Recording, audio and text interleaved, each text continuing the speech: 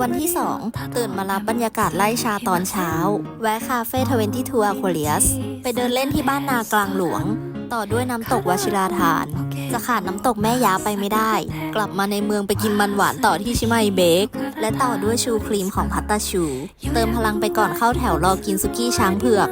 วันนี้นอนแอวนิมมาน วันที่ 3 ตื่นเช้ามากินอาหารที่โรงแรม สายๆไปต่อร้านขนมหวานชูสเบอรี่ จบทริป3 วัน 2 คืนจ้า